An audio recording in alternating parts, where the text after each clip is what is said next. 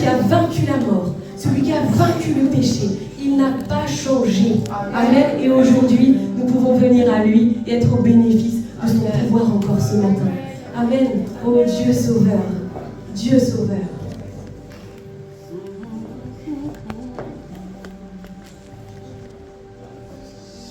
Miséricordieux, grâce incomparable, amour véritable, je t'exalte, tu es Yeshua, Dieu sauveur.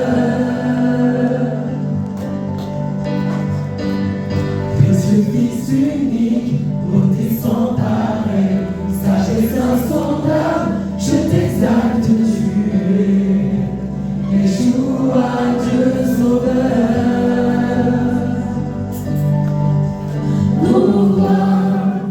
Unis à celle des anges, déclare tu es le Dieu sauveur, notre Dieu seul sauveur.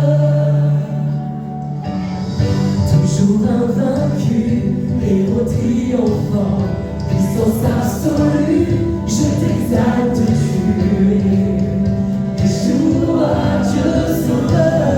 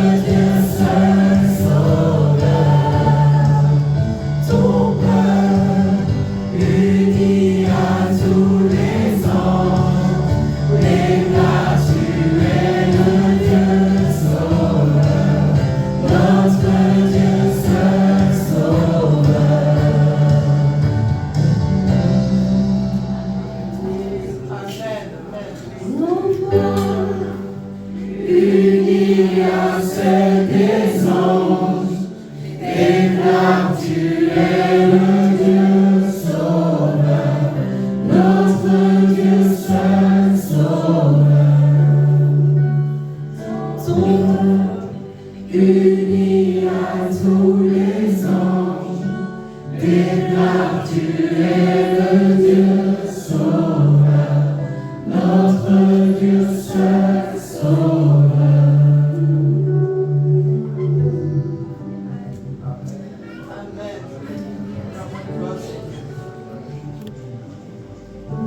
Seigneur, merci pour ta bonté. Nous ouvrons les portes du ciel, Seigneur, par ta mort, par ta résurrection. Tu nous as donné ce libre accès à toi, Seigneur Jésus. Alléluia, Jésus.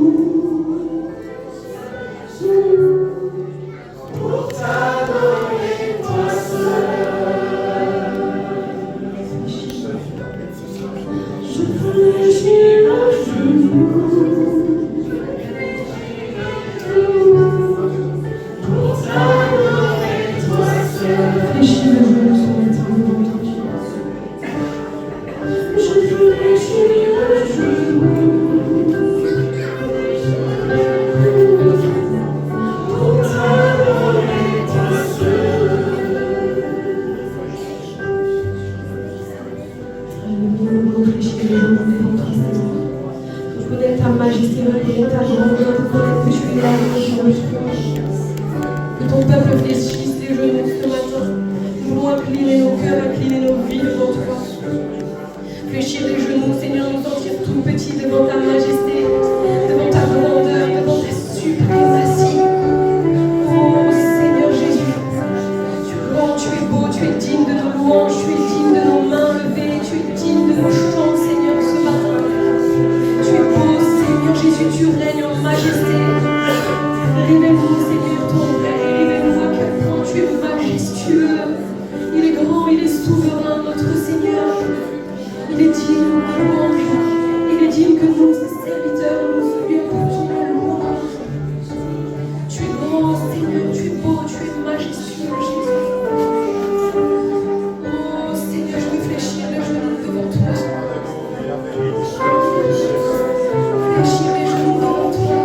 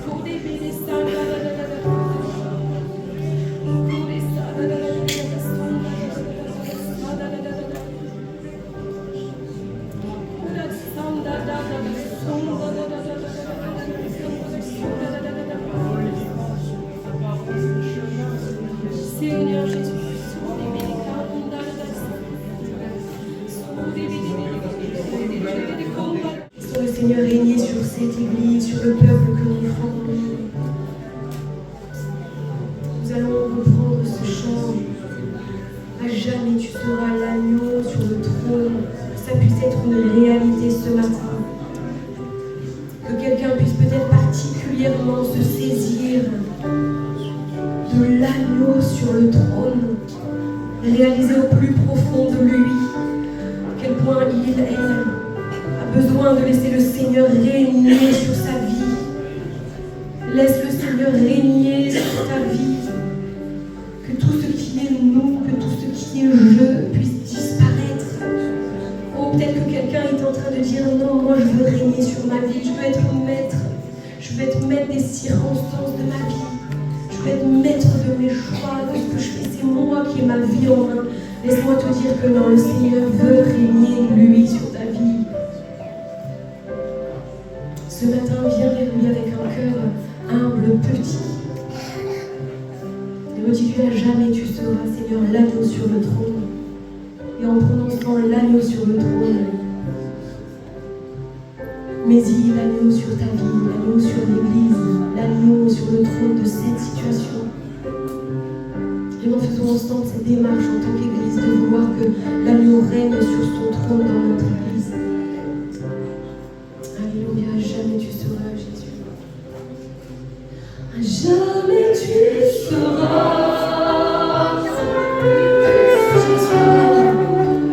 L'agneau sur le trône. Je fléchis les genoux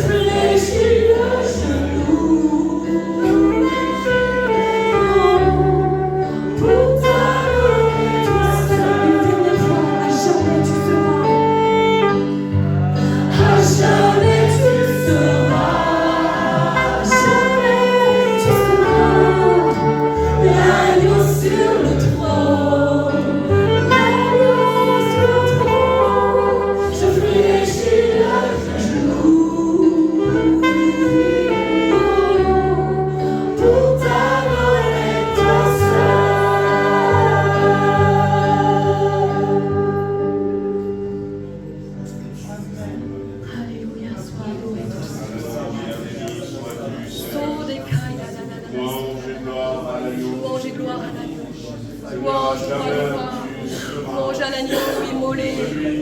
Oh, Dieu sauveur, tu sauves encore aujourd'hui. Tu brises les chaînes encore aujourd'hui. À jamais tu veux régner, Seigneur. Tu reviens, Seigneur. Nous doit être prié, Seigneur. Le genou fléchi devant toi, Seigneur. Reconnaître ta grandeur, ta bonté, ta majesté. Oh, et que ton peuple s'humilie devant toi ce matin. Nous voulons nous humilier devant toi ce matin. Révèle-toi mon cœur, mon corps, Saint-Esprit. À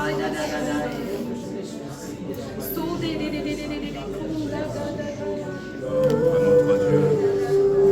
Amen, alléluia. Je vais demander aux frères qui ont été désignés pour la Sainte Seine de s'avancer. Puis nous voulons continuer à élever la voix, amen, pour bénir notre Seigneur, pour le louer, pour l'adorer. Il est digne d'être loué, d'être élevé, notre Seigneur. Il est le seul capable. Amen.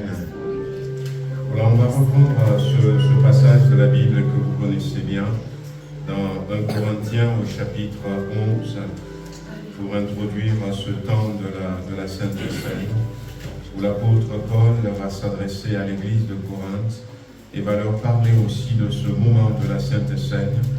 Et ils appellent ce moment de la Sainte Seine la table du Seigneur. La table du Seigneur. Et puis, l'apôtre Paul dira ceci, en donnant ces avertissements, ce que je n'apprécie point, c'est que vous vous assemblez, non pour devenir meilleur, mais pour devenir pire. Et d'abord, j'apprends que lorsque vous vous réunissez en assemblée, il y a parmi vous des divisions. Et je ne crois en partie cela, car il faut qu'il y ait des secrets parmi vous.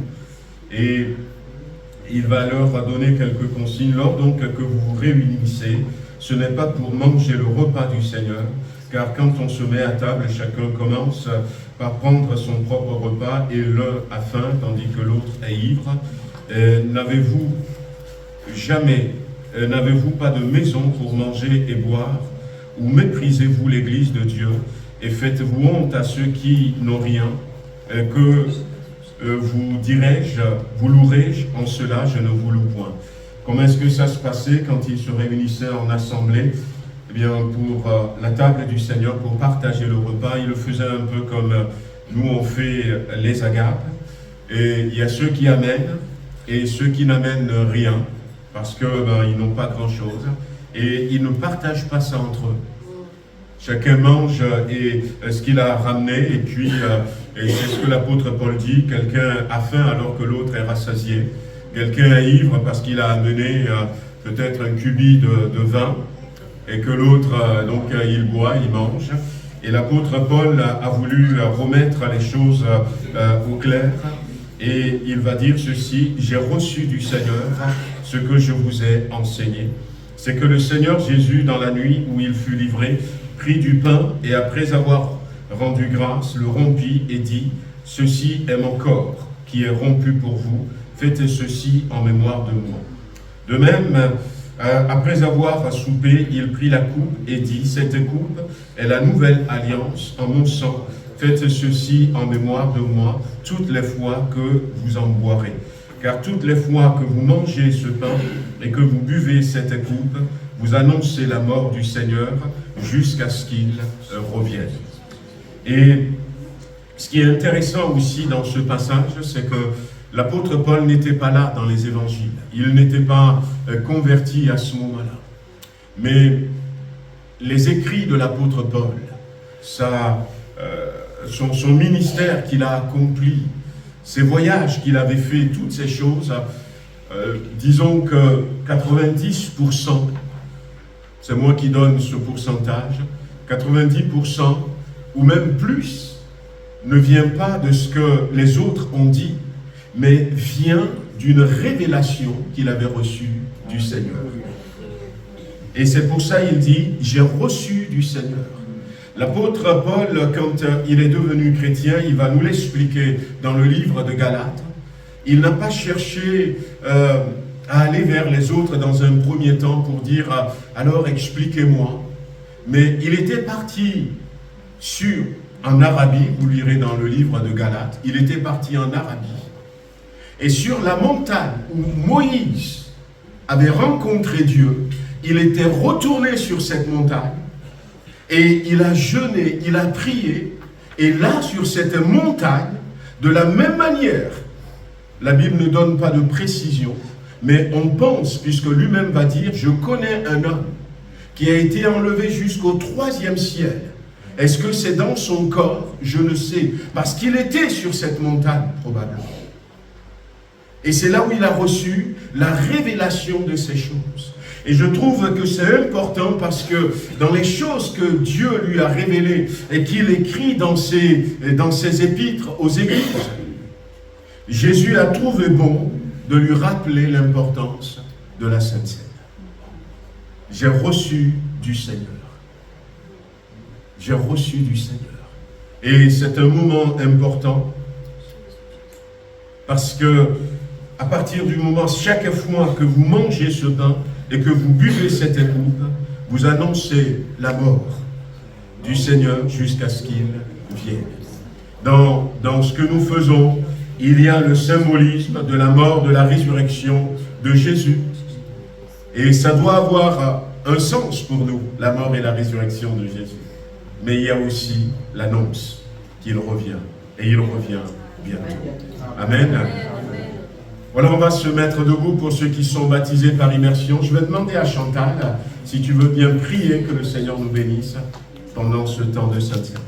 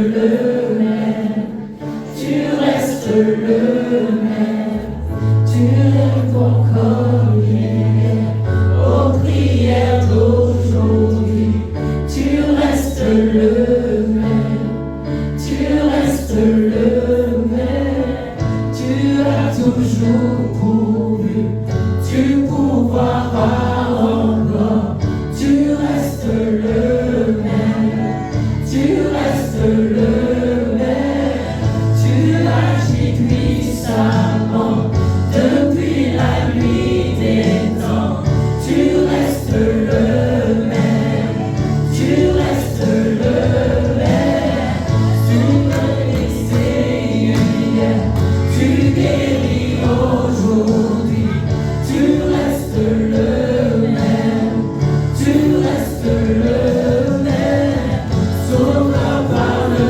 passé, sauveur pour mon présent, tu restes le même, tu restes le même. Oh Dieu, j'ai besoin de toi, mon Dieu, viens agir maintenant, agis maintenant. Toi le rocher éternel, ta fidélité me soutient. Sur toi je tiens. J'ai besoin de toi, mon Dieu, viens agir maintenant, agis maintenant. Toi le rocher éternel, ta fidélité me soutient. Sur toi je tiens. Toi je tiens, Seigneur. Ta fidélité durera toujours.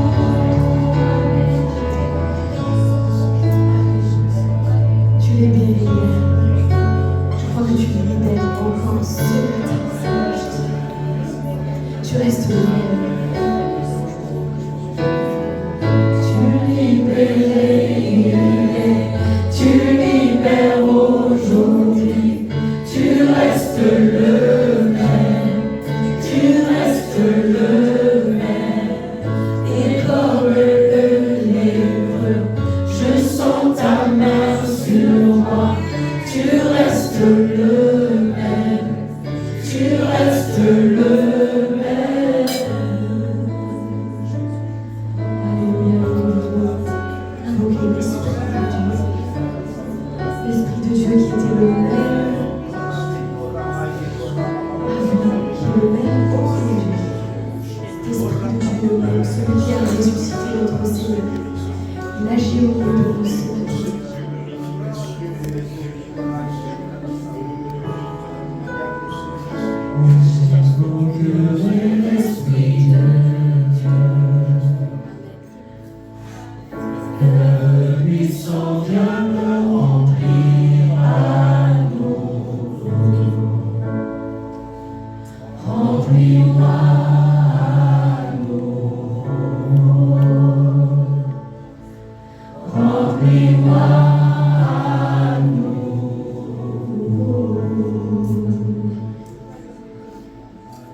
Nous l'avons chanté, il reste le même. Il est celui qui peut remplir à nouveau. Il est celui qui peut poser sa main sur nous. Je ne sais pas quel est votre besoin, mais il est toujours le même. Amen. Et ce matin, il agit. Il veut agir encore au milieu de nous. Seigneur, nous te remercions parce que tu es immuable. Tu restes le même, tu restes ce Dieu qui guérit, tu restes ce Dieu qui relève, tu restes ce Dieu qui réconforte, Seigneur. Tu restes ce Dieu qui vient, Seigneur, à la rencontre de ceux qui t'invoquent, de ce Dieu qui peut nous transformer de l'intérieur, Seigneur. Tu es celui qui peut apporter la libération, la délivrance ce matin, Seigneur, le retour à la consécration. Et tu es celui qui est capable de nous donner des victoires ce matin, dans des situations que nous avons, que ce soit pour nous-mêmes, que ce soit pour un frère, une sœur, Seigneur, un parent, Seigneur. Tu es celui qui encourage, tu es celui qui relève. Oh Seigneur, tu restes le même. Tu es ce Dieu devant qui nous nous prosternons ce matin. Étends tes mains, Seigneur. Fais-nous vivre ces choses que nous lisons, que nous voyons, Seigneur. Fais-nous avoir nos propres témoignages au nom de Jésus-Christ. Louange à toi, gloire et honneur à ton Saint-Nom. Tu restes le même, Seigneur, et nous te bénissons, et nous te louons au nom puissant de Jésus-Christ. Alléluia, Jésus. Amen, alléluia. Amen, amen, amen. Ta puissance. Merci, Seigneur. Alléluia. Alléluia, Jésus. Amen, gloire à Dieu. Merci à nos bien-aimés. On va passer aux annonces et en même temps aux offrandes. On va faire les offrandes en même temps. Voilà quelques annonces. Voilà, bienvenue à vous si vous êtes avec nous pour la première fois ou les premières fois. Et même si ce n'est pas le cas, nous sommes heureux de toujours vous accueillir. Amen. Que le Seigneur soit béni. Ce dimanche, donc tout à l'heure, on prendra un temps pour prier, pour jeûner. Voilà, donc on veut continuer à prier, comme vous le voyez, hein, c'est quelques sujets qu'on peut évoquer tout à l'heure. Le salut des âmes, plus de consécration pour nous, défi de l'évangélisation. On veut prier pour notre nouveau lieu de culte, rester attaché à l'essentiel. Et puis on veut présenter aussi nos différents besoins. On veut déjà commencer à prier pour la rentrée de septembre. Besoin de plus de discernement dans ces temps un peu compliqués pour la période des vacances. Et puis nous voulons prier parce qu'on veut rester ferme malgré les événements. On ne sait pas comment est-ce que les événements vont se poursuivre. Donc on prendra un temps de prière tout à l'heure pour ceux qui le peuvent et ceux qui ne le peuvent pas, qui ne peuvent pas rester, vous pouvez rester en communion avec nous. C'est pour ça que j'ai égrené quelques sujets de prière là. Voilà, donc après le dimanche prochain. Donc, voilà, donc les rencontres suspendues en juillet et août sur Villefranche, donc les rencontres des jeunes ados, puis des enfants, ça y est, c'est terminé. Et puis les réunions de vendredi aussi sont arrêtées. Donc en semaine, on se verra que le mardi et puis le dimanche. Puis pour les enfants, ce sera à partir du 14 septembre, on va confirmer cette date avec Angélique. Et les jeunes et les ados, je crois que les jeunes ont une rencontre tout à l'heure. Et puis après, voilà, donc si vous êtes jeune, vous pouvez rester parce que ça va être la dernière rencontre de l'année. Voilà, donc le dimanche prochain, on veut faire une agape, on veut manger ensemble, on veut faire des grillades, mais après le culte, on ira tous dans les nouveaux locaux. Donc on fera bien notre culte ici. Vous voyez ? Pour le moment, on ne peut pas commencer les cultes là-bas, c'est pas encore prêt. Mais on viendra ici, on fera notre culte. Et après les cultes, on va se déplacer pour faire notre agape là-bas. Donc chacun est invité à apporter tout ce qu'il faut pour les grillades. Mais aussi, ce que je disais la dernière fois, apporter aussi l'entrée et un peu de dessert. Voilà, donc merci de prévoir en fonction du nombre de personnes de votre famille. Et pour tout le repas, donc pas seulement un plat, pour qu'on ne se retrouve pas qu'avec des entrées et pas de dessert. Voilà, donc je crois que vous m'aviez compris. Voilà, donc c'est le dimanche prochain, après le culte ici. Voilà, vous rappelez que nous allons reprendre à partir du 4 septembre nos réunions de maison. Mais l'idée, c'est de pouvoir ouvrir 2 maisons sur Villefranche, au moins à la rentrée. On a déjà une maison sur Belleville, une deuxième maison qui va s'ouvrir à la rentrée. Et puis on aura aussi une rencontre de maison à La Chassaigne. Et si vous avez la possibilité de mettre votre maison à notre disposition, n'hésitez pas à venir nous voir pour que nous puissions préparer tout cela. Voilà un faux nouveau local, donc les travaux que nous pouvons faire en attendant le retour du service d'urbanisme, parce qu'on attend un papier qui bloque la venue de l'architecte. Ce papier détaille. Dans ce papier, on a détaillé les travaux que nous voulons faire à l'intérieur pour être aux normes, et l'urbanisme doit valider ces travaux. Mais jusque-là, on n'a pas encore de retour. Entre-temps, ils nous ont dit qu'il manquait des pièces, donc c'était reparti. Voilà, c'est comme ça que ça fonctionne. On rajoute la pièce et il faut compter encore un certain délai. Et l'architecte nous avait dit que si elle venait, pour nous donner des consignes, pour dire faites ça, et puis après il ne valide pas tout ce que nous avions dit, ce serait pas, voilà, donc bien, parce qu'on aurait peut-être fait des choses qu'eux n'auront pas validées, donc on attend. Mais en attendant, on continue de faire ce que nous pouvons faire, ce qui ne nécessite pas, donc le retour de ce papier. Donc ça s'avance très très bien.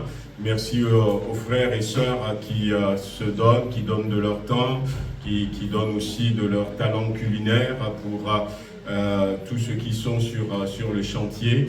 Cette semaine, du coup, on aura besoin d'un peu plus de monde, si vous pouvez passer, pour faire un petit ménage. Comme le dimanche prochain, on ira faire notre agape là-bas. Vu que l'école de dimanche est terminée, donc on va rapatrier les tables, on va balayer un peu, nettoyer pour que ça soit propre, accueillant. Voilà, on va rapatrier quelques effets. Donc cette semaine, si vous avez du temps, n'hésitez pas à passer 72 rue Antoine Arnaud, donc à 2 pâtés de maison d'ici. On est là souvent de 9h jusqu'à midi et demi, on vient manger là, et puis après on reprend vers 13h30, et puis jusqu'à 16h30, 17h des fois. Donc n'hésitez pas, vous pouvez passer. Voilà, je voulais maintenant vous remercier pour vos prières pour notre mission en Arménie. C'est la 3e fois que moi je pars en Arménie. Les deux premières fois, c'était principalement dans le cadre de l'ASEP. L'ASEP, donc, c'est dans le cadre du parrainage et des aides qu'on pouvait apporter. Mais cette fois-ci, c'est plus dans le cadre pastoral. Donc, c'est parce que l'AEP aide à l'Église persécutée. On s'occupe principalement des pasteurs, et avec la guerre qui avait éclaté en Arménie, on s'était plutôt dans un premier temps tourné vers l'aide apportée aux enfants, mais cette fois-ci on a fait plus pastoral. On a aussi rencontré quelques-uns des enfants que nous parrainons. On a rencontré quelques responsables, les responsables locaux de ces enfants, mais on a plus mis l'accent sur l'aide pastorale que nous pouvons apporter. On a visité en tout 5 églises, 2 qu'on connaissait avant, avec qui on travaillait, qui ont des enfants que nous parrainons, et puis 3 autres qu'on découvrait. Et c'était très très bien, une belle mission. Merci Seigneur, merci pour vos prières. On est revenu content, on a fait de belles rencontres.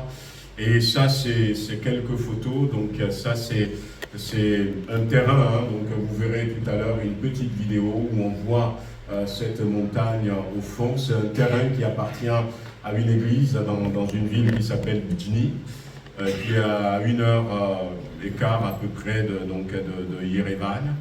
Et ce terrain avait été acheté par quelqu'un et offert à l'église. C'est un terrain qui devait faire minimum au moins 6 hectares.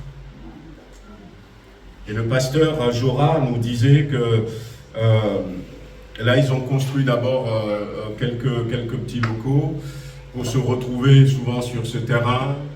Et ils ont construit le baptistère pour aussi venir baptiser les gens. Ils sont quand même encore en location pour le moment. Et ils ont semé quelques plantes fruitières pour après exploiter le prix de la vente pour concrétiser leur projet. Mais il nous disait que quand on lui avait promis de lui acheter ce terrain, lui il a cru. Et le temps a passé. Et puis merci Seigneur à ceux qui ont promis, eh bien sont revenus. Il est resté dans la foi, dans la prière. Voilà, donc j'ai pris cette photo pour vous montrer. On peut passer les autres photos. Là, c'est de retour de Guinée, justement. Un beau coucher de soleil. J'ai pas un appareil très bien, mais quand même, c'est beau, hein, c'est le paysage à voir. On était dans la voiture et puis on a pris ça. Voilà, je voulais vous montrer. On a visité pour la première fois une ville qui s'appelle Esmiadine. Esmiadine, c'est comme le Vatican pour l'église apostolique, orthodoxe apostolique en Arménie. C'est là où se trouve, dans cette ville, où se trouve le siège de l'église orthodoxe apostolique. Donc on a été rencontrer le pasteur qui travaille dans cette ville, le pasteur Armand avec son épouse Arminée. Et là c'est une partie, hein, voilà, le pasteur qui travaille dans cette ville, qui nous a fait visiter un peu ce siège. Et il nous expliquait que Esmiadine, en français, veut dire « là où est descendu le Fils aimé de Dieu ». Donc c'est une très très belle ville, mais c'est un beau couple pastoral, un très très beau couple pastoral qu'on ne connaissait pas avant et qu'on a découvert. Donc ils sont dans cette ville, ils ont implanté une église, ça fait quelques années, ils sont en location et ils sont en train aussi de construire leur propre église. Et lui nous disait que c'est un couple qui est persécuté, hein, le pasteur est persécuté. Récemment encore, il y a eu beaucoup d'influence pour qu'on les chasse de ce local qu'ils ont loué. Et bon, on ne les a pas encore chassés, ça devenait quand même de plus en plus intense. Et il nous disait qu'il voudrait que fin juillet, ils puissent rentrer dans leur église. Voilà, donc tu peux faire rire. Voilà l'église qu'il est en train de construire. Alors, je n'ai pas montré toutes les photos, mais j'ai envoyé les photos du plafond à Girard parce que ce n'était pas des panneaux, c'était des lampes, des lignes de lumière LED. C'est vraiment joli. Donc, il dit, priez pour nous pour que fin juillet, nous puissions rentrer dans nos locaux. Ils étaient en train de refaire la peinture, il n'y avait rien, le sol n'est pas terminé, mais bon, on prie que le Seigneur va permettre qu'il puisse terminer. Il nous a fait visiter, hein, et il nous disait qu'ils n'ont pas reçu d'aide de l'extérieur. Et donc ils ont commencé très tôt, quand ils ont un peu d'argent, ils ont acheté le terrain. Après, ils en ont un peu plus, ils ont fait le plan, et puis petit à petit, et ils y vont. Voilà, donc, Esmiadine, tu peux passer.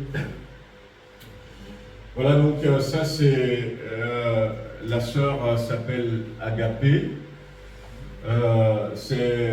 On parraine quelques-uns, hein, donc des enfants, peut-être 2 ou 3, de ces enfants. Donc, c'est une sœur qui est responsable donc, à l'église. La fille, elle est responsable, elle fait ce que Léa est en train de faire.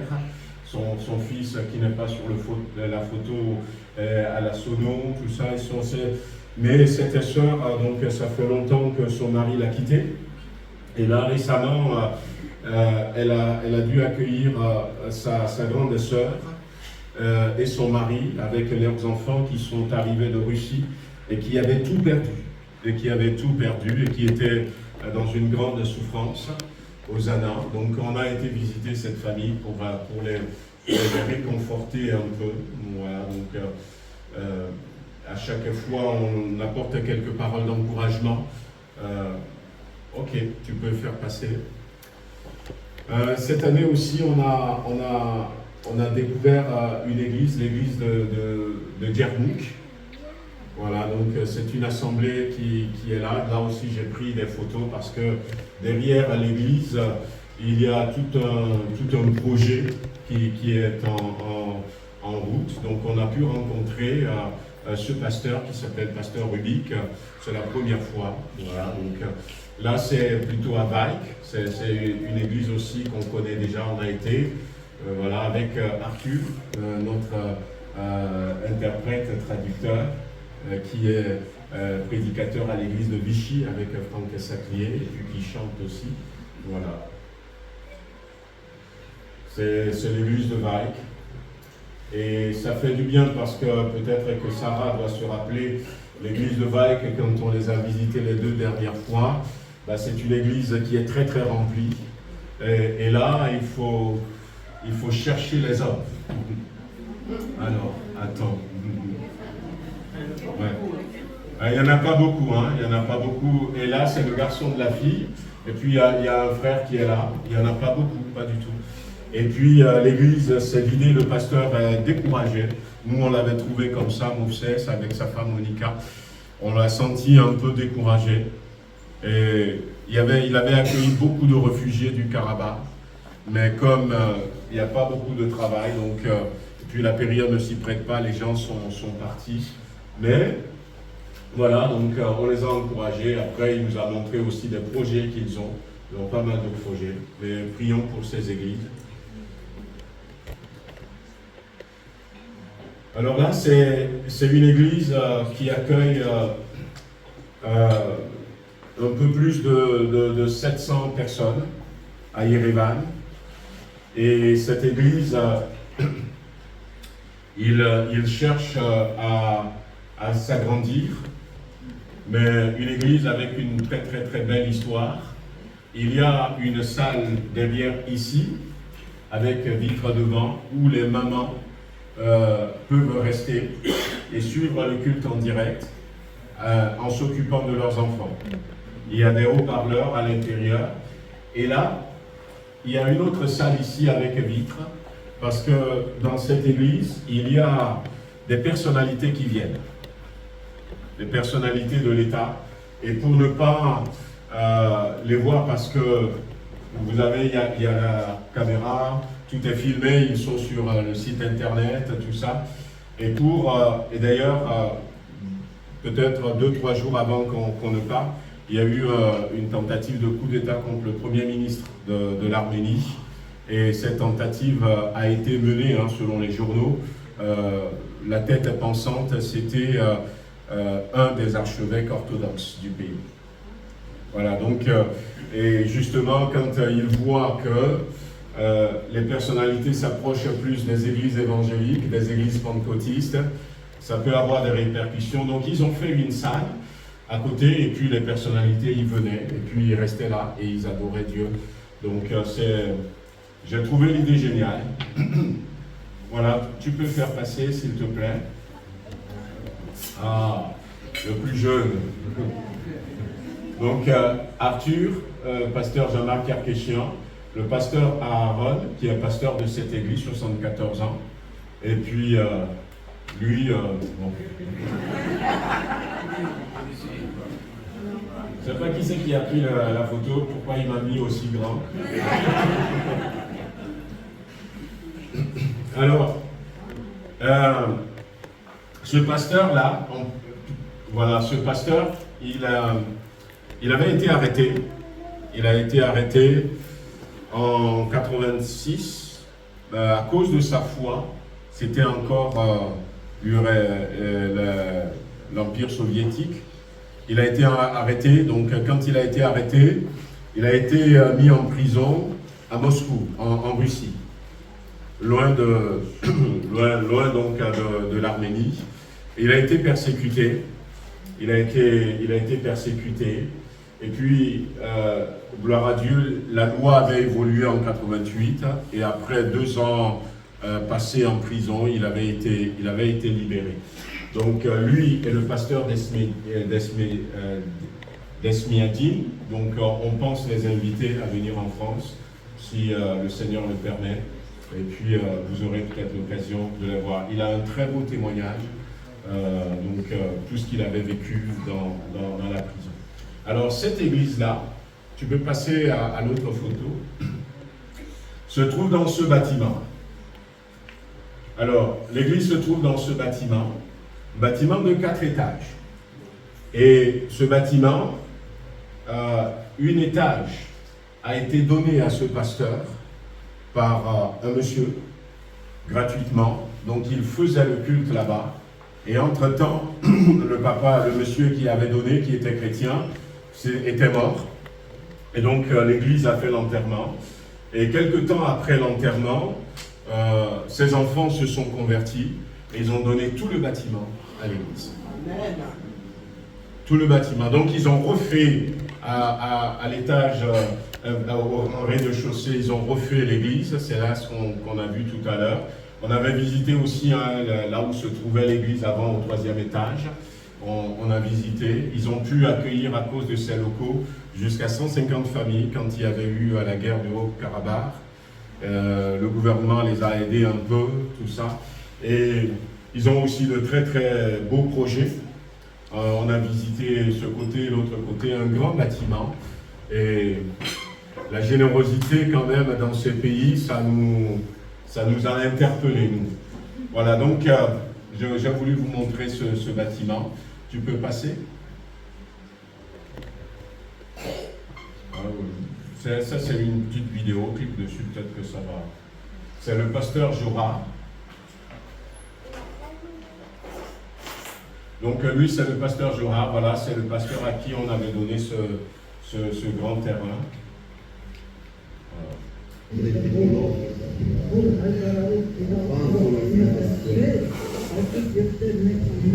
Vous voyez la grandeur de ce terrain, hein, la montagne se trouve très loin. Bon,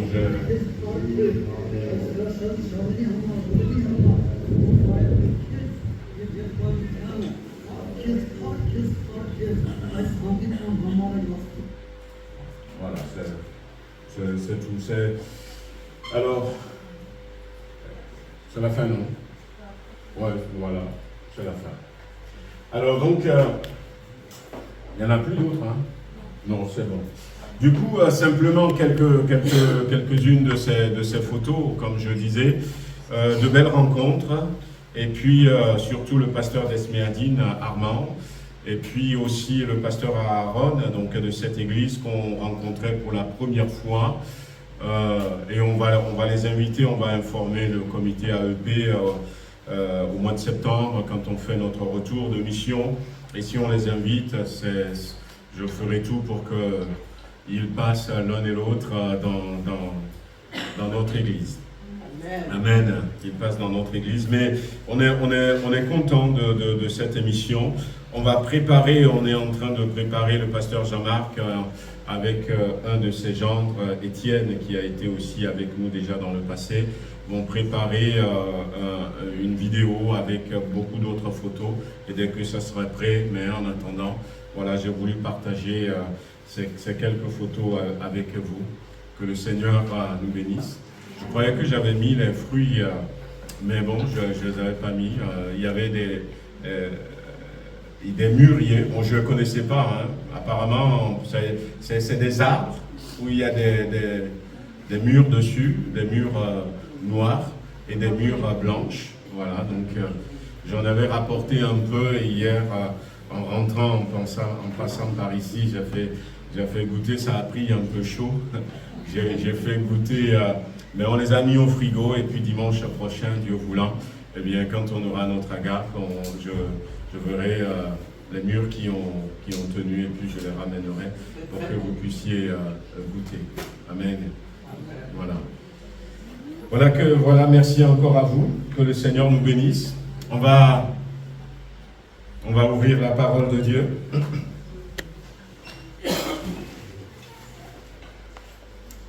On va ouvrir la parole de Dieu. Alors ce matin, en écoutant ce chant, le refrain d'un des chants que nos bien-aimés ont préparé, tu nous ouvres grand les portes du ciel, tu nous fais vivre ta présence, bien plus précieuse que les plus beaux des diamants. Elle nous suffit à chaque instant, elle nous suffit pleinement. Alors j'écoutais ce chant ce matin et puis je disais, c'est beau, ces paroles, ces versets, et même quasiment tous les chants, et puis ce dernier encore, où on avait dit, agis encore maintenant, tu agis maintenant, tu restes le même. Et je me disais, ce qui nous manque souvent, c'est que on chante ces choses, mais on les vit moins. On les vit moins. Non, c'est bon, non? Voilà. Oui, ça va. Ça va, non? Vous m'entendez quand même? Voilà, on les vit moins, ces choses. Et qu'est-ce qui fait que nous vivons moins ces choses? Parce que la personne qui dit « elle nous suffit chaque instant », elle nous suffit pleinement. C'est-à-dire que nous sommes rassasiés de la bonté, de la grâce de Dieu à tout moment. Et quand cette personne, j'imagine, qui dit « elle nous suffit pleinement », c'est-à-dire qu'on n'a plus besoin d'autre chose. Non seulement cette grâce abonde pour nous, mais cette grâce, nous comble tellement qu'on n'a plus besoin d'autre chose. Et cette grâce devrait nous attirer au pied du Seigneur.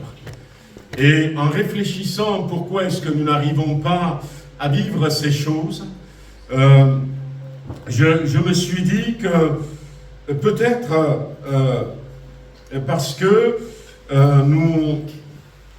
il nous manque souvent de persévérance. Jésus lui-même dira, celui qui persévérera jusqu'à la fin sera sauvé. Et il nous manque peut-être de la persistance, il nous manque d'aller jusqu'au bout. Peut-être, me suis-je dit, parce que nous nous arrêtons trop tôt. Nous nous arrêtons peut-être trop vite quand nous plaçons nos besoins, notre aspiration devant Dieu. Et ce matin, nous pouvons lire un passage dans le livre de Genèse.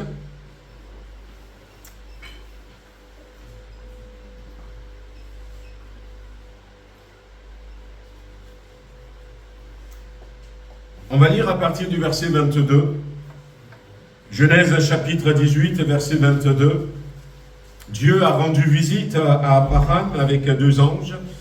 Et la Bible dit au verset 22, les hommes s'éloignèrent, en allèrent et allèrent vers Sodome. Mais Abraham se tint encore devant, en présence de l'Éternel.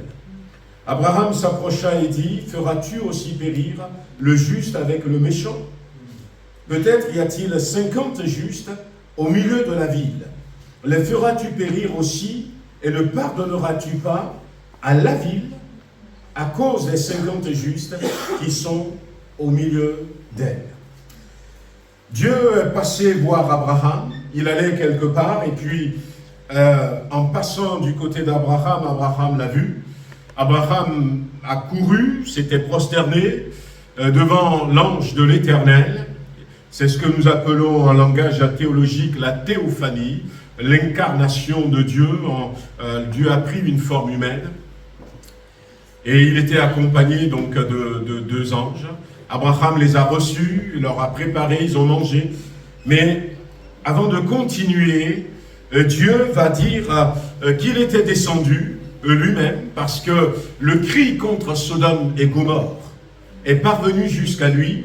Et il veut voir si ce qu'on dit de Sodome, de Gomorrhe, ce qu'on dit de la France, ce qu'on dit de Villefranche-sur-Saône ou encore de Glazé ou de Liman, si c'est vrai. Et vous savez, la sentence, c'est que Sodome et Gomorrhe ont été ces villes. Hein, donc, on cite souvent Sodome et Gomorrhe, mais il y en avait 5. Et sur les 5, il n'y en a qu'une seule qui a été épargnée, Tsoar, qui a été épargnée. Les 4 autres ont été détruites. Et Dieu a partagé son cœur avec Abraham. Dieu fait tout pour une raison. Et en partageant son cœur avec Abraham, ça a suscité dans le cœur d'Abraham ce que Dieu attendait. Et Abraham va s'adresser à Dieu et va dire, peut-être, et une belle intercession, peut-être qu'il y a des justes dans ce pays. Est-ce que tu feras périr les justes et les méchants? Mais Abraham ne s'était pas simplement contenté de dire à Dieu, est-ce que tu vas faire périr les justes et les méchants? Si il y a 50 justes, à cause de ces 50 justes, est-ce que tu ne voudras pas épargner toute la France? C'est ce que Abraham avait demandé. Et Dieu répond à Abraham, je ne ferai pas périr le juste et le méchant. Si je trouve en France 50 justes, j'épargne toute la France. Et Abraham, finalement, va...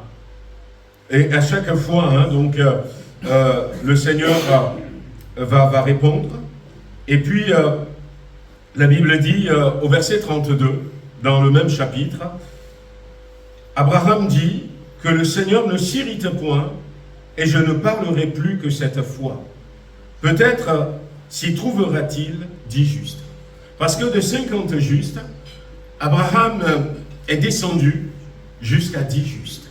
On dit peut-être qu'il n'y a que 10 justes dans ces pays-là, ces 5 pays réunis. Et s'il y a 10 justes, est-ce que tu feras périr? Et puis l'Éternel dit, je ne la détruirai point à cause de ces 10 justes.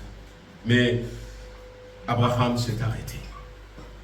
Et je me rappelle qu'on a eu déjà dans nos rencontres des frères et des sœurs qui ont posé cette question, pourquoi Abraham s'est-il arrêté à 10 justes? Ouais. Pourquoi Abraham s'est arrêté à 10 justes? Si seulement il est allé encore un peu plus... On a vu dans Ninive, tout le peuple s'était converti. Et Dieu a épargné le peuple. Et je crois que c'est la volonté de Dieu de sauver. Il le dira dans Ézéchiel. Ce que je désire, ce n'est pas que le méchant meure. Est-ce que Abraham s'est arrêté trop tôt? Et ça rejoint un peu ce que je disais tout à l'heure. Des fois, on s'arrête beaucoup trop tôt. On s'arrête beaucoup trop tôt. C'est pour ça que Jésus va nous dire, celui qui persévérera jusqu'à la fin sera sauvé. Et Jésus a annoncé dans Matthieu 24 les événements qui vont arriver. Et à un moment donné, il va donner ce conseil. Celui qui persévérera jusqu'à la fin. Jusqu'à la fin, on peut le comprendre de deux manières. C'est-à-dire que celui qui va continuer à persévérer jusqu'à ce que la fin vienne. C'est-à-dire qu'on ne s'arrête pas. On continue de plaider, on continue d'intercéder, on continue de demander, on continue d'avancer jusqu'à ce que la fin vienne.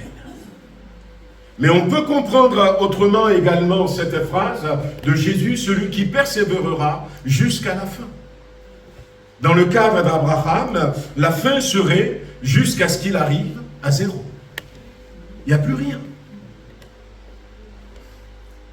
Qu'il arrive à zéro. Jusqu'à ce que j'épuise toutes mes ressources. Je ne dis pas, eh bien j'ai demandé à ce que cette année 2025, que je puisse recevoir ma guérison. Mais nous sommes dans le 7e mois et j'ai prié jusque-là, Dieu n'a pas répondu, je m'arrête. Non, il faut aller jusqu'au 31, jusqu'à la fin. Jusqu'à la fin. On peut comprendre ça comme ça. Et malheureusement, on s'arrête. On s'arrête des fois trop tôt. On s'arrête avant la fin. Et ce matin, je voudrais nous encourager. Jésus reste le même. Dieu reste le même. Il fait encore des miracles. Regardez, eh bien, ces beaux témoignages que nous avons. Ramenez, que ce soit, là, cet homme a dit, mais ça fait, j'ai oublié, ça fait combien de temps il est dans cette ville? Mais quand on avait commencé et que les persécutions ont commencé, on a décidé d'avoir notre lieu de culte. Ça fait quelques années. Et on a réussi par la grâce de Dieu, sans avoir de l'aide de l'extérieur, acheter le terrain. Et là, je ne sais pas si ça fait 15 ans, mais ça doit être dans les notes que j'ai prises. Ils ont ce terrain. On a été donc dans l'autre ville, on avait vu là où l'église loue une salle pour faire le culte. Mais ils ont maintenant ce grand terrain de 6 à 7 hectares. Dieu reste le même. Dieu reste le même. Et je ne sais pas quel est votre besoin. Je ne sais pas quelle est votre attente. Je ne sais pas quel délai vous vous êtes fixé. Mais j'ai envie de dire à quelqu'un ce matin que le Seigneur est capable. Comme nous l'avons chanté, il est capable de nous donner ce que nous lui demandons. Mais que nous ne nous arrêtons pas. Voyez, c'était du temps d'Élisée. Il y avait un roi, le roi d'Israël, un des rois d'Israël qui s'appelait Joas. Il y avait deux Joas. Il y avait un Joas qui était roi de Juda, mais il y en avait un autre et qui se trouvait donc en Israël. Et quand Élisée était malade, le prophète Élisée, ce roi Joas était parti voir Élisée. Et Élisée va, sur son lit de malade, va dire à ce roi, bien je veux t'apporter quelque chose de la part de l'Éternel. Israël est toujours en guerre avec la Syrie. Alors il lui dit, ouvre la fenêtre, bande une flèche et tire. Alors il a tiré. Et Élisée lui dit, cette flèche, c'est une flèche de délivrance de la part de l'Éternel. Maintenant, tu bandes encore cette flèche et tu tires par terre. Alors il a pris, il a tiré à 3 reprises. Et finalement, il s'est arrêté. Élisée lui dit, mais pourquoi tu t'es arrêté? Pourquoi Abraham s'est arrêté à 10? Pourquoi tu t'es arrêté à 3? Élisée va lui dire, si c'est que tu as continué jusqu'à 6-7 fois, tu exterminerais complètement les Assyriens. Les Assyriens, c'est le symbole de ce qui lutte contre nous en permanence. Ça peut être un péché dans un domaine. Ça peut être un lien dont on cherche à se débarrasser. Des fois, je réussis à vaincre le mensonge. Mais puis, quelque temps après, ça revient. J'ai réussi à vaincre cette addiction, mais ça revient. J'ai réussi à vaincre cette faiblesse. J'ai réussi à prendre la victoire dans ce domaine. Mais ça revient. Et Élisée va lui dire, tu t'es arrêté trop tôt. Si c'est que tu avais continué, tu les exterminerais complètement.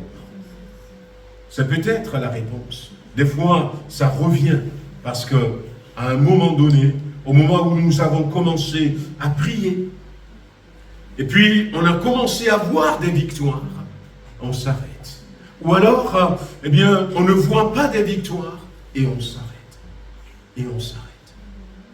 Mais Il y a un autre exemple dans l'Ancien Testament, c'est l'exemple de Gédéon, avec ceux qui étaient avec lui. Ils ont attaqué Madian, et le roi des Madians ont fui. Puis la Bible dit que Gédéon, avec ses 300 hommes, vont poursuivre les rois de Madian, Oreb et Zib. Ils étaient fatigués, ils avaient faim, mais ils ont continué. À un moment donné, ils ont traversé un village et ils ont dit « Donnez-nous de l'eau à boire, donnez-nous à manger ». Et le village avait peur, parce que les rois de Madian ne sont pas encore morts. Et les villageois ont peur que si on aidait Gédéon et son armée, finalement les rois peuvent venir les attaquer en retour. Et ils ont refusé. Et la Bible dit, fatigant, mais avançant toujours. Ils ont poursuivi. Ils n'ont pas voulu que la faim, que la soif, que la fatigue les arrête. Et ça fait partie des choses qui nous empêchent d'aller jusqu'au bout. La fatigue. La fatigue. On est fatigué de demander la même chose. Frères et sœurs, ne soyez pas fatigués. Qui c'est qui nous dit ça? Jésus. Jésus nous dit, dans Luc chapitre 18, de ne pas laisser la fatigue prendre le dessus. La Bible dit, Jésus leur donna une parabole pour leur montrer qu'il faut continuer toujours à prier et ne pas se relâcher. Et va nous raconter l'histoire de cette mamie qui va toujours aller voir le roi. Le roi ne lui a pas rendu justice. Elle va retourner. Le roi ne lui a pas rendu justice. Elle va retourner encore. Le roi ne va pas. Et la fin, c'est quand? C'est quand j'aurai justice. Ou quand je serai mort. Persévérer jusqu'à la fin. Quand j'aurai justice. Et finalement, le roi lui a rendu justice. Et Jésus a raconté justement cette parabole pour nous dire, ne laissez pas la fatigue. Ne laissez pas la fatigue. Je regarde encore la joie de ce papa qui, a prié pendant 17 ans. Et finalement, son fils s'est converti. Mais quand le fils s'était converti, voyez, le fils, il était un grand sorcier, là-bas en Amérique latine. Et il disait à son papa, merci pour ta prière. Non seulement, finalement, ta prière m'a amené à la conversion, mais ta prière, le papa ne savait pas. Lui, tout ce qu'il voyait, c'est que son enfant reste dans les ténèbres. Mais ta prière avait empêché que je sacrifie ma fille au diable. Ta prière avait empêché que je sacrifie maman au diable. Et ta prière avait toujours éloigné toutes les attaques de l'ennemi. Parce qu'il y a des lois spirituelles. En attendant, lui n'a rien vu, il ne savait rien. Pourquoi est-ce que, on s'arrête? Parce que des fois on laisse la fatigue. La fatigue vient du fait que on se dit, je manque de force. Mais la Bible dit, la joie du Seigneur est ma force. La Bible dit que ceux qui se confient en l'Éternel renouvellent leur force. Ils prennent l'envol comme l'aigle. Ils marchent et ne se fatiguent pas. Ils courent. Ceux qui mettent leur confiance en l'Éternel. Soyons de ceux qui vont retrouver notre joie dans le Seigneur. Voyez, si on veut retrouver la joie dans les choses matérielles, à un moment donné, notre force ne sera pas renouvelée. Mais si c'est le Seigneur qui fait notre joie, si notre confiance, nous la plaçons dans le Seigneur, nous allons renouveler notre force. Et la fatigue ne prendrait pas le dessus. La fatigue peut être une cause, et ce qui peut aussi être une cause, c'est quand, je ne vais pas dire la souffrance, mais quand nous ne comprenons pas pourquoi nous souffrons. quand la souffrance n'a pas de sens pour nous. J'avais pris ma Bible tout à l'heure avec un surligneur et je regardais d'abord parce que lorsque on parle de l'apôtre Paul qui avait reçu cette belle révélation de Jésus-Christ. Mais voyez, quand Jésus va envoyer Ananias pour aller prier pour Saul de Tarse, Ananias va être un peu surpris, mais le Seigneur va lui dire dans Actes chapitre 9 verset 15, « Va, car cet homme est un instrument que j'ai choisi. J'ai choisi pour porter mon nom devant les nations, devant les rois et devant les fils d'Israël. Et je lui montrerai tout ce qu'il doit souffrir pour mon nom. Je lui montrerai tout ce qu'il doit souffrir pour mon nom. » Jésus est en train de dire que l'appel à le suivre, c'est aussi un appel à la souffrance. Et à partir du moment où nous ne comprenons pas que la souffrance fait partie de la marche chrétienne, eh bien là, dès que la souffrance pointe son nez, on s'arrête. La faim qu'ils ont ressentie, Gédéon et son armée, la soif qu'ils ont ressentie, et c'était une souffrance. C'était une souffrance. Une souffrance qui, eh bien, leur demandait de s'arrêter. De s'arrêter pour que cette souffrance de faim s'arrête. Pour que cette souffrance de soif s'arrête. La fatigue aussi, c'est une souffrance parce qu'ils étaient à pied. Dieu avait interdit à son armée de prendre des chevaux.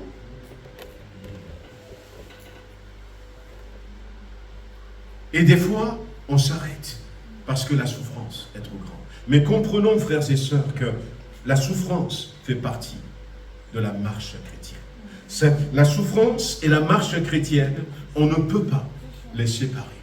Mais on peut vivre une vie chrétienne, une marche chrétienne victorieuse lorsque nous comprenons le sens de la souffrance, lorsque nous intégrons la souffrance à la marche chrétienne. Et donc je disais que j'ai surligné tout à l'heure dans le livre de l'Apocalypse, dans les 7 lettres que Jésus avait envoyées aux églises, aux 7 églises de l'Apocalypse, Apocalypse chapitre 2, chapitre 3. Et j'ai vu que dans chacune de ces lettres, je n'ai pas beaucoup plus de temps, mais quand on prend la première église d'Éphèse, Apocalypse chapitre 2, le verset 3, Jésus dit, je sais que tu as de la persévérance et que tu as souffert à cause de mon nom et que tu ne t'es point fatigué, lassé. Jésus reconnaît et il apprécie. Je sais que tu as souffert à cause de mon nom. Je ne l'ignore pas. Et à la deuxième église, à l'église de Smyrne, le verset 9, il dit, je connais ta tribulation. Je connais ta pauvreté, bien que tu sois riche. C'est une église qui est dans la tribulation, dans la souffrance. Et Jésus dit, je suis au courant. Je connais les calomnies de la part de ceux qui se disent juifs et ne le sont pas. Je suis au courant de toutes ces choses. Et le verset 10, ne crains pas ce que tu vas souffrir. Non pas, je connais ces choses et puis je te délivre de toute souffrance. Et il lui dit, ne crains pas ce que tu vas souffrir parce que tu vas encore souffrir. Tu vas encore souffrir et il va dire, le diable jettera quelques-uns de vous en prison afin que vous soyez éprouvés. Et puis il va leur dire, et vous aurez, non seulement tu vas souffrir encore, le diable va attraper quelques-uns d'entre vous, les jeter en prison pour que vous soyez éprouvés, mais vous aurez une tribulation de 10 jours. Et la parole de Jésus, non pas je vais empêcher toutes ces souffrances, non, toi, persévère jusqu'au bout. Sois fidèle jusqu'à la mort. Jusqu'à la mort. La mort qui peut venir à travers ses souffrances. La mort qui peut venir après. Mais ce que j'attends de toi, c'est que tu puisses faire face à toutes ces souffrances jusqu'à la mort. Et je te donnerai la couronne de vie. Voyez, et la troisième église, l'église de Pergame, le verset 13, Jésus dit à cette église, je sais que là où tu demeures, je sais que là se trouve le trône de Satan.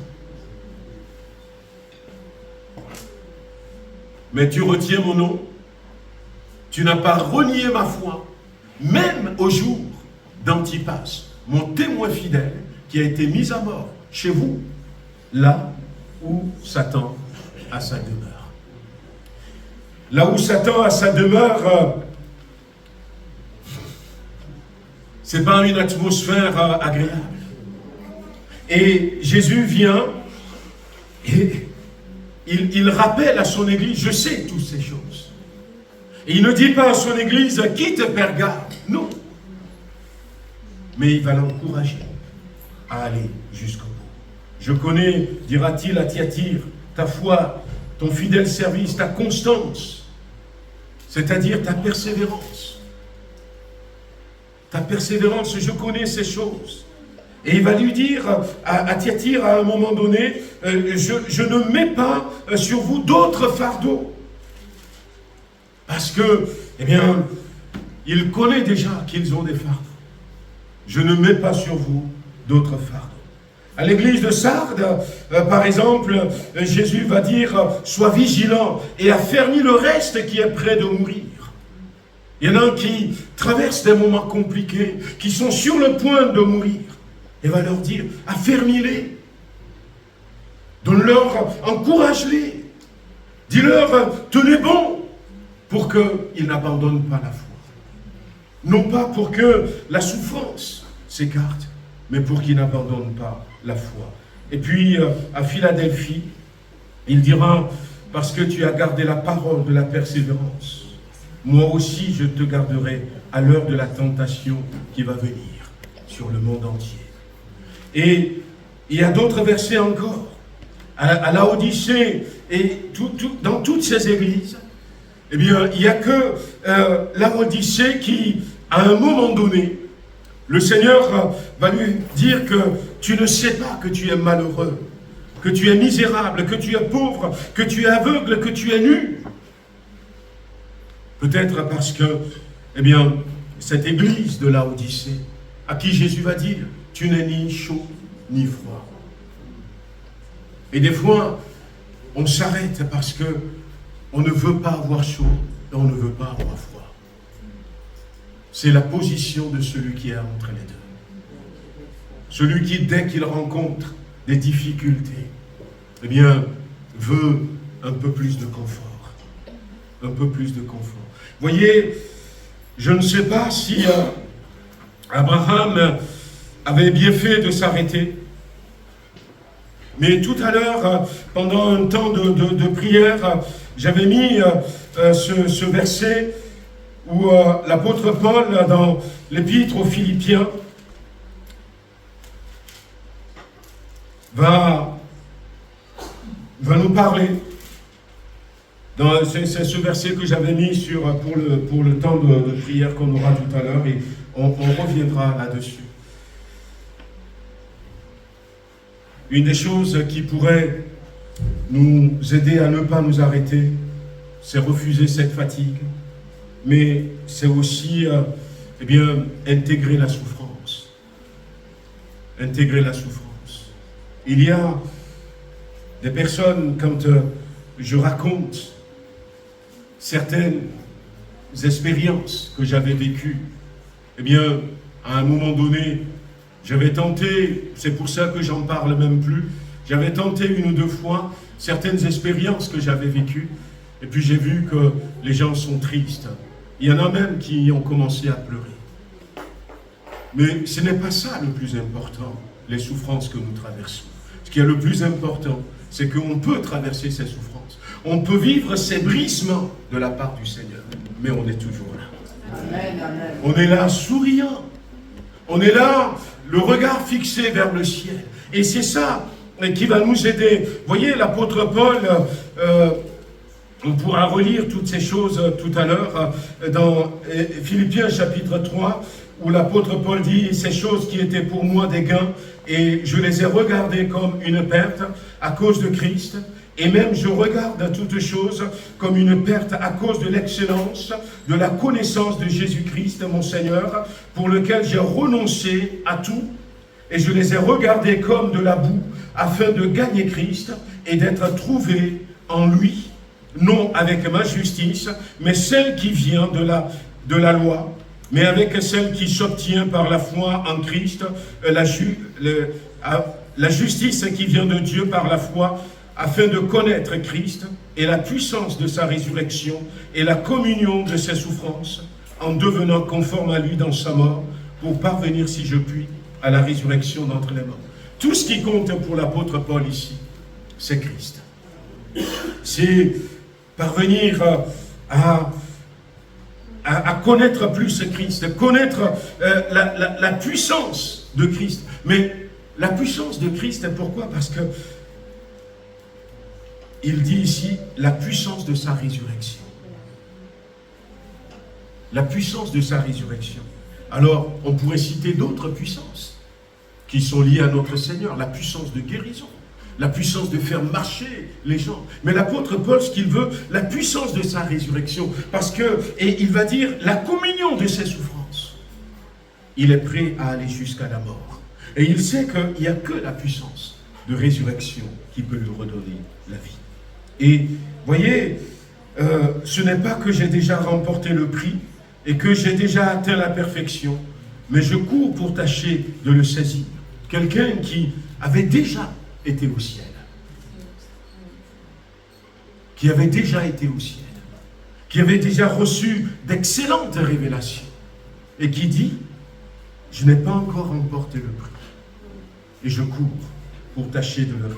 Et il va dire le verset 13, mais je fais une chose, oubliant ce qui est en arrière et me portant vers ce qui est en avant. Je cours vers le but pour remporter le prix de la vocation céleste que Dieu.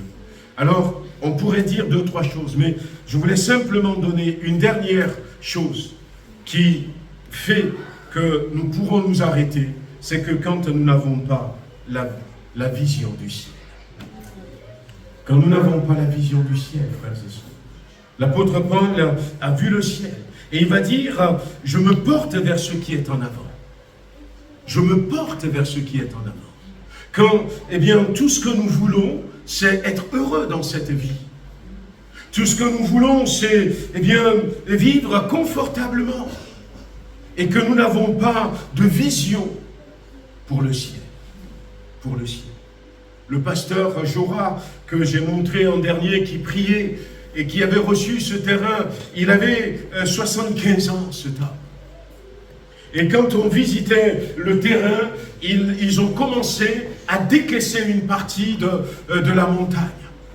Et il nous disait, il nous a décrit l'église qu'il voulait construire, sur 3 niveaux. Et il nous a montré, là ça va être le hall d'accueil.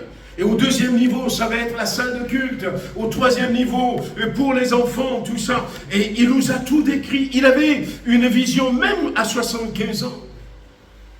Et l'autre qui a 74 ans, et il nous a montré aussi les visions qu'il avait. Il nous a amenés. Et puis, il nous a montré, c'est ici qu'on veut faire ça. On veut faire ça. Et waouh! Est-ce que nous avons une vision du ciel? Est-ce que nous avons une vision pour Dieu? Ce qui pourra nous aider à ne pas nous arrêter, frères et sœurs. C'est ça. C'est ça. C'est ça. Quelle est ma vision pour la ville de Villefranche en tant que pasteur? C'est simplement avoir une église et puis, eh bien, quand j'aurai l'église, je vais m'arrêter. Ça peut être avoir 10 membres de plus, 50 membres de plus, si c'est ça ma vision. Si c'est ça ma vision, ben quand je les aurai, je vais m'arrêter. Mais Jésus nous dit, persévérer jusqu'à la fin. Jusqu'à la fin. Jusqu'à ce qu'il n'y ait plus personne qui ait besoin de Jésus-Christ sur Villefranche. Jusqu'à ce qu'il n'y ait plus personne dans ma commune qui ait besoin d'entendre l'évangile de Jésus-Christ. Jusqu'à ce que, eh bien, je n'ai plus de force pour prier. Je veux continuer à prier. Et tant qu'il n'y a pas la guérison pour mon frère, pour ma soeur, je veux continuer à prier. Je ne veux pas entendre que le diable me dise « Mais oui, ça fait longtemps que tu pries et Dieu ne t'écoute pas. » Non, il m'a dit d'aller jusqu'à la fin. Jusqu'à la fin. De ne pas m'arrêter. Frère, j'ai envie de te dire, le miracle que tu attends, eh bien, c'est sur le chemin. C'est sur le chemin. Ne t'arrête pas avant de parvenir à ton miracle. Ne t'arrête pas avant de parvenir à ton miracle. On peut reprendre juste le refrain. Le refrain qu'on a montré au départ. Et puis, on va se lever. Tu nous ouvres grand les portes du ciel. Tu nous fais vivre ta présence. C'est ce que l'apôtre Paul disait. Tout pour Christ. Je veux me retrouver en lui. Je veux vraiment qu'il soit le centre de ma vie. Je ne veux pas m'arrêter. Crois, mon frère, crois, ma soeur. La guérison dont tu as besoin, c'est sur le chemin. La conversion de ce bien-aimé, c'est sur le chemin. Le miracle que tu attends, c'est sur le chemin. Mais ne t'arrête pas avant. Continue d'avancer. Mets un pied après l'autre et avance. Et puis tu vas rencontrer ton miracle. Tu vas rencontrer ta guérison. Tu vas rencontrer le salut de cette âme. Amen. On reprend avec nos bien-aimés ce chant. Et puis après, juste le refrain. Et après, on élève la voix. Et on prie pour terminer cette première partie. Tu nous ouvres grand les portes du ciel. Tu nous fais vivre ta présence bien plus précieuse que les plus beaux diamants. Elle nous suffit à chaque instant. Tu nous ouvres grand les portes du ciel. Tu nous fais vivre ta présence bien plus précieuse que les plus beaux diamants. Elle nous suffit à chaque instant. Elle nous suffit pleinement.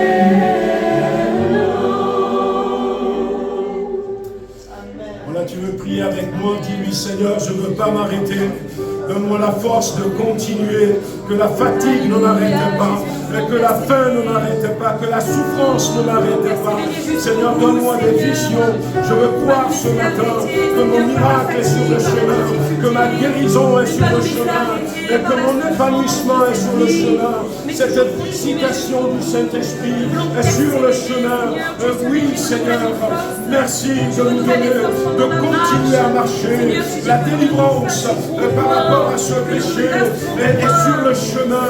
L'extermination de ce qui remporte la victoire sur moi est sur le chemin. Seigneur, je prie pour mon frère, je prie pour ma soeur, je prie pour une famille ce matin, afin que tu nous donnes de ne pas nous arrêter, mais de continuer d'aller, parce que tu as le même, parce que tu nous ouvres ce matin la porte du ciel, et tu veux, Seigneur, nous donner de vivre ces miracles. Louange et gloire à ton Seigneur. Merci, Seigneur. Louange à toi, gloire et honneur à ton Seigneur. Oh, à toi la gloire, à toi la magnificence. Pour nos enfants, Seigneur, nous ne voulons pas baisser les bras. Pour, Seigneur, nos parents, Nous ne voulons pas baisser les bras. Et pour nos frères, pour nos sœurs, nous ne voulons pas baisser les bras. Et pour la guérison, nous ne voulons pas baisser les bras. Et pour la conversion dans notre chair, nous ne voulons pas baisser les bras.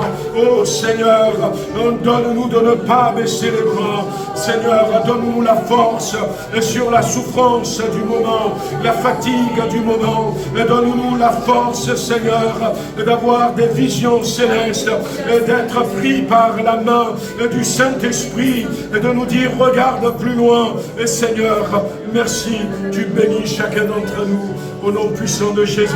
Merci de poser ta main sur ceux qui doivent rentrer chez eux. Merci de bénir également ce moment de prière qui va continuer tout à l'heure dans le beau et précieux nom de Jésus-Christ. Merci Seigneur. Alléluia. Amen.